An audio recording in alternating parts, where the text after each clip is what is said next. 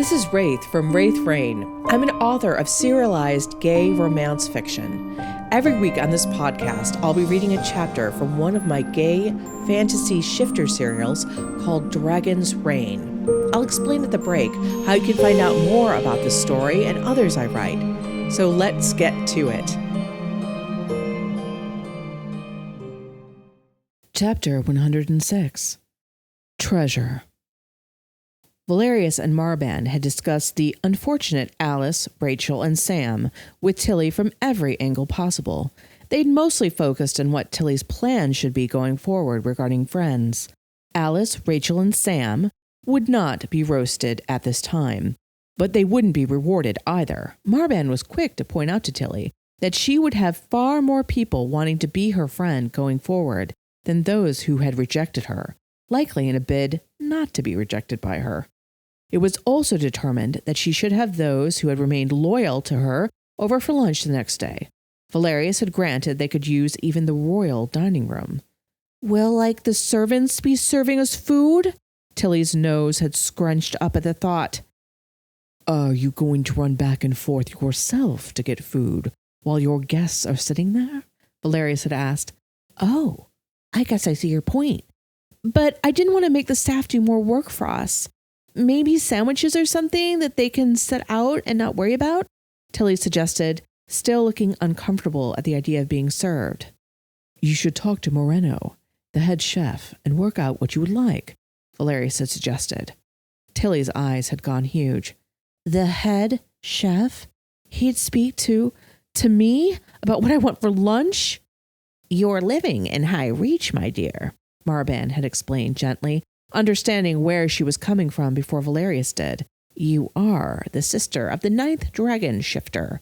Speaking to head chefs and being served will become normal. I don't know if I want it to be normal, Tilly admitted as she stared into the fire speculatively. Are we ever going to go back to our house and live? When this is over?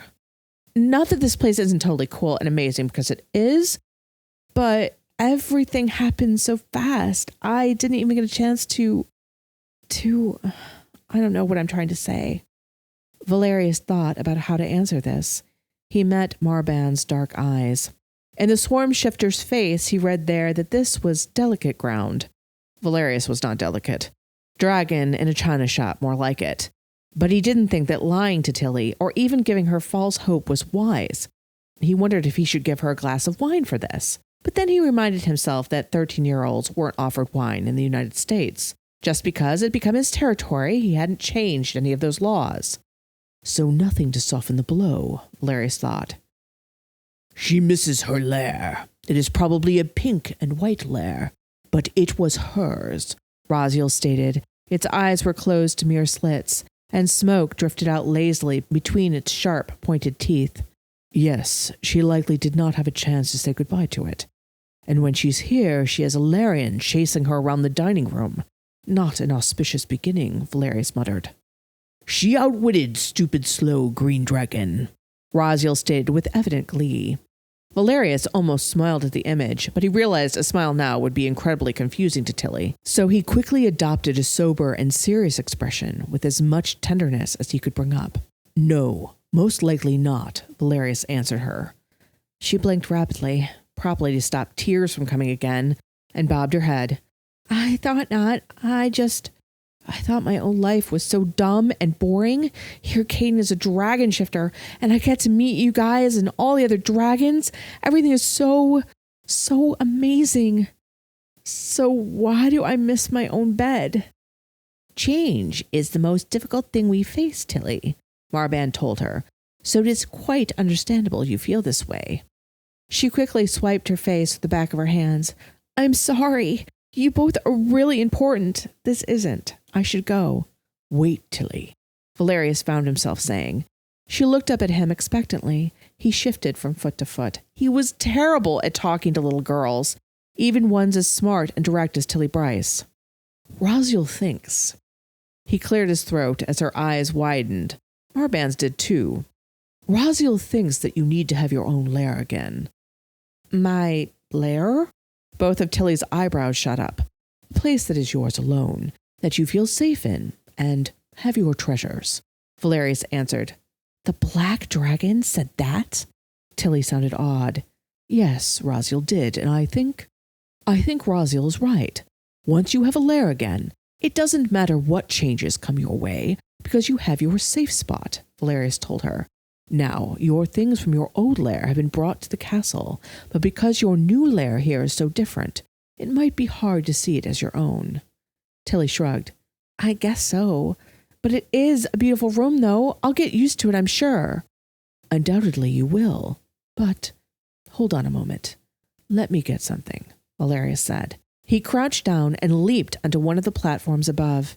He went to his closed platform and found the gold jewelry box. He flipped open the lid. Inside was a small, curved dagger and a jeweled hilt. He took it and lightly leaped down onto the ground floor again. Tilly's mouth was agape. That jumping and landing thing is way cool, she breathed.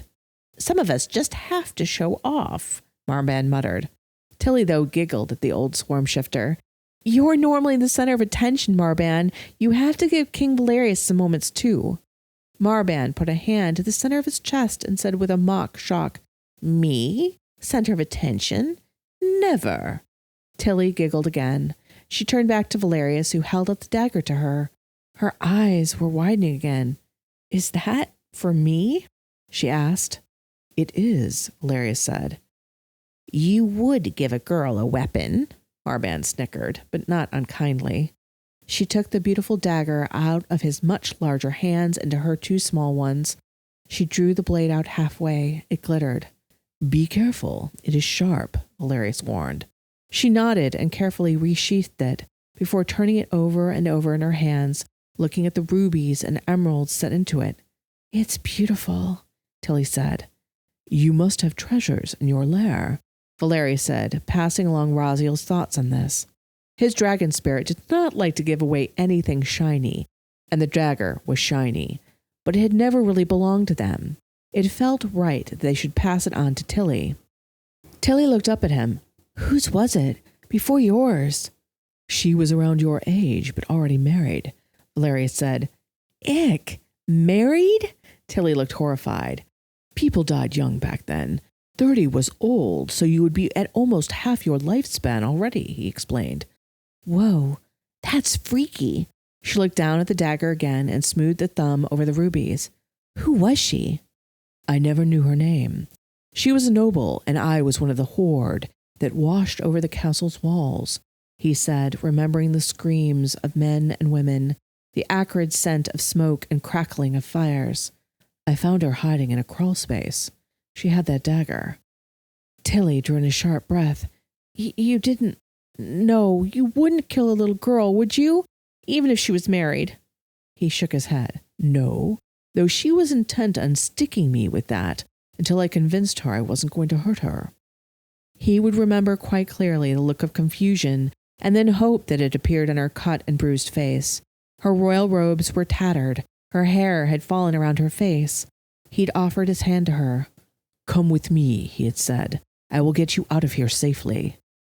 What about her husband? Tilly asked.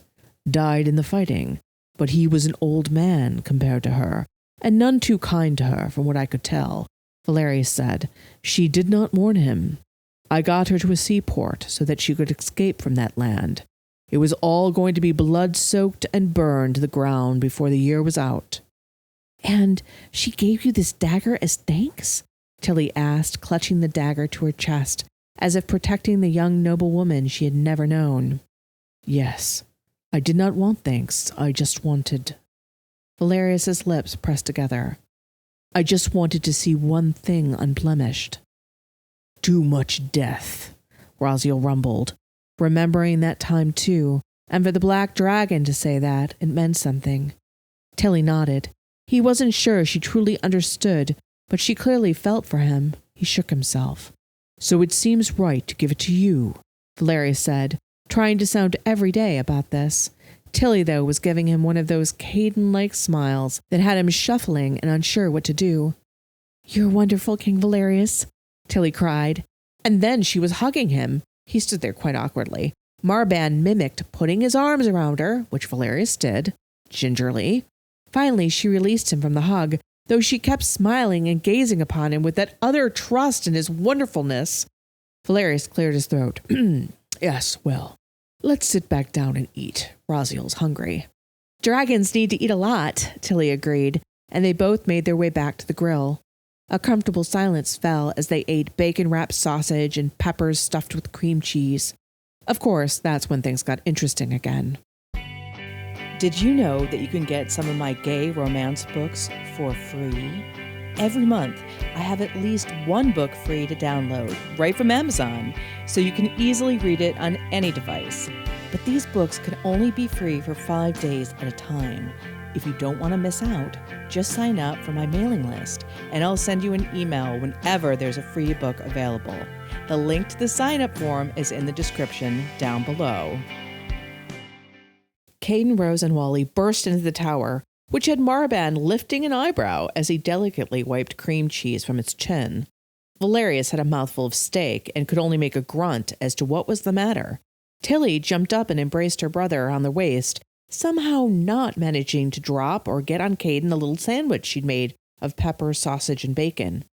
Caden, you're here! We're having so much fun! Marban and Valerius are giving me advice, and it's actually really good, she enthused, which had Valerius giving another grunt as to her surprise at their good advice.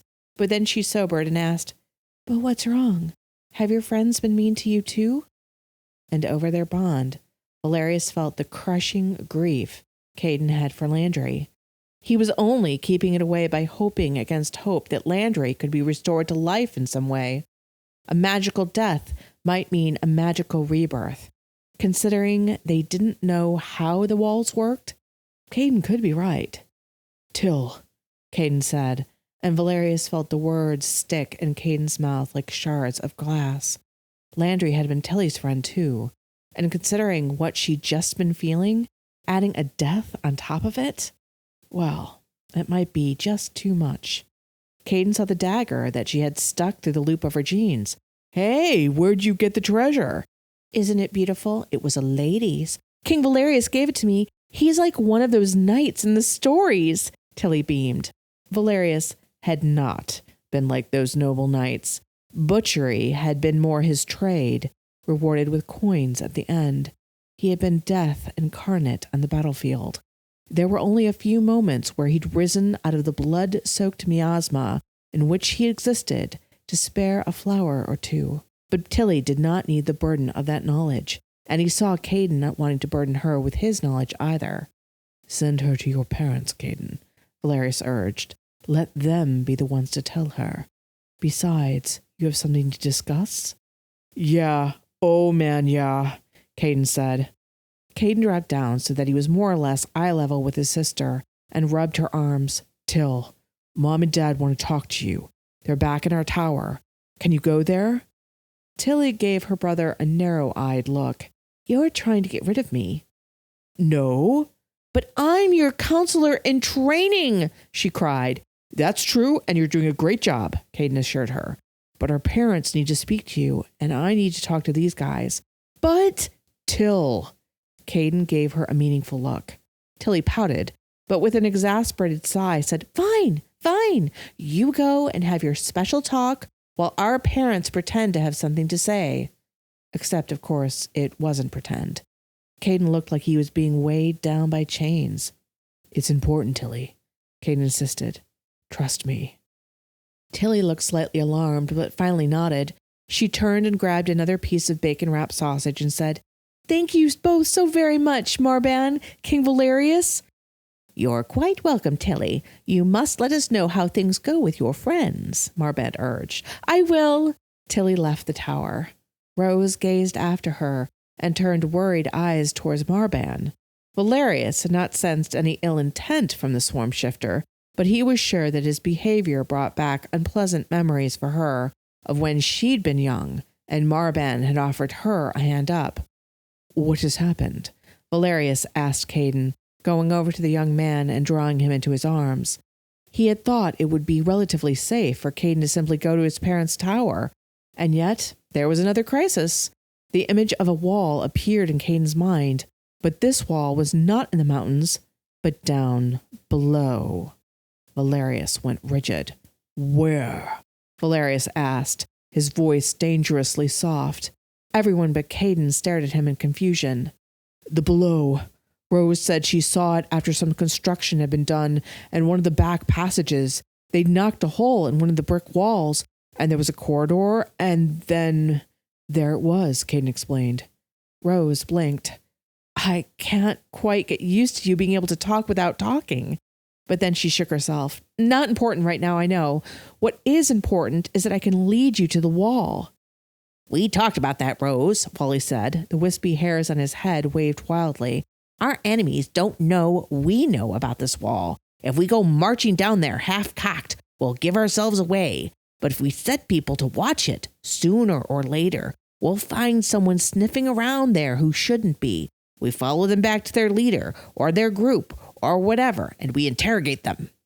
Marban's head had been snapping between all the parties. You found another wall in the below? Yes, grandfather, Rose said, dropping into her old ways of speaking to him as she grew tense. Why was I not told of this discovery when it was made? Marvan's voice was congenial. Still, but Rose trembled a little. Then she firmed her stance and said, Because it didn't seem important. I realized now I should have. But at the time, it just looked like some grotesque artwork. It was a wall. Who would be alarmed at a wall? Valerius understood, and it seemed so did Marban, though he did lecture Rose a little. Now you understand why even the littlest things are important, Marban said to her. She nodded, looking rather miserable. Yes, I do. I get what Wally's saying, but those walls are dangerous, Caden cried. Even now, people could innocently be going up to it, and they could be sucked in. It was in this little passage, Rose said, off the beaten path to be sure. I don't understand how a dragon could get through there. The other wall wouldn't let a dragon through either, Caden admitted. All the more reason that we watch and see, Wally said. I'm betting that this behemoth has a human form. We find out who that is, we're golden. I believe you are quite right, Wally, Marban said. Though it pains you to say it, I'm sure. Wally gave his old enemy a cool stare. You know me. I'm a practical person. I find value in everything and everyone, Marban answered, eyes narrowing. Even though every single atom in Valerius wanted to storm down to the below and rip that wall out of his city to protect their people, he knew that Wally's plan was the right one. What if the wall opened and out came their enemy? They would finally know his or her face.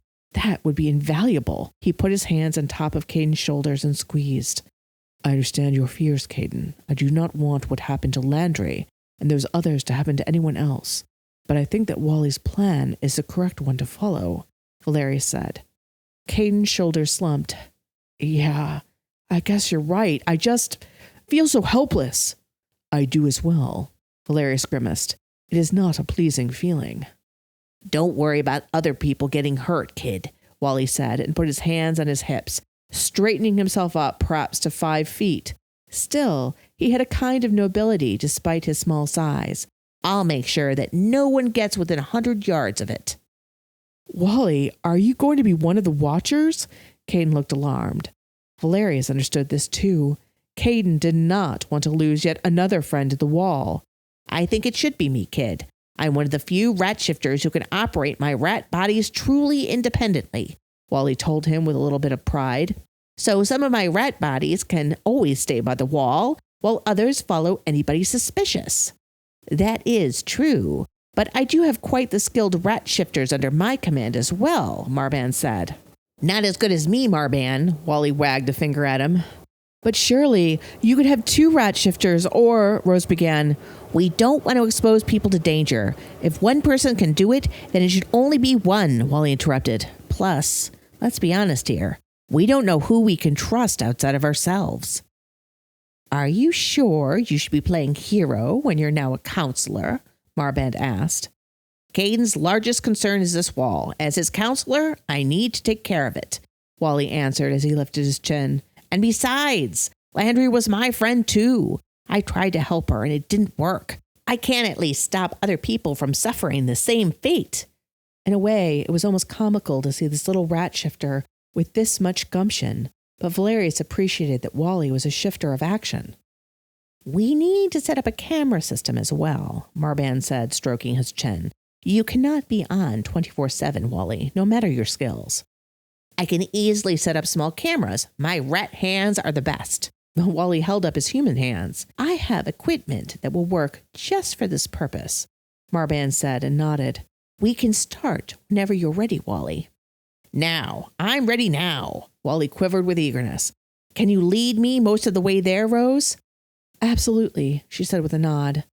Valerius felt Caden stiffen again. Yet another of his friends was going near a wall. Valerius held him tighter. "I know you want to come down with us, Caden, but you can't. Your face is pretty famous," Rose said. Yeah, just keep in touch all of the way, okay? And come back as soon as you can," Caden told her and Wally. "Don't take any chances. If there's even a chance you've been spotted, get out of there." "Well, be careful, kid. Don't you worry," Wally nodded. "I will wish to have access to this video feed immediately," Valerius said. "Marban, make that happen." "Oh, it will be done." Marban's eyes glittered. "That this enemy has moved into my territory. Well, it shall regret it." I hope you're enjoying Dragon's Reign so far. Dragon's Reign is free for you to enjoy, but not free for us to make. There is a whole team working with me for audio editing, artwork, graphic design, and custom music. Most YouTube channels and podcasts have sponsors and take ads, but because of the kind of content we make, we can't run ads or get sponsors. Instead, we have other ways you can support me and the team behind this gay romance audiobook. One easy way is to buy or borrow my books from Amazon. They are all gay romance set in alternative worlds with vampires, shifters, and other magical beings.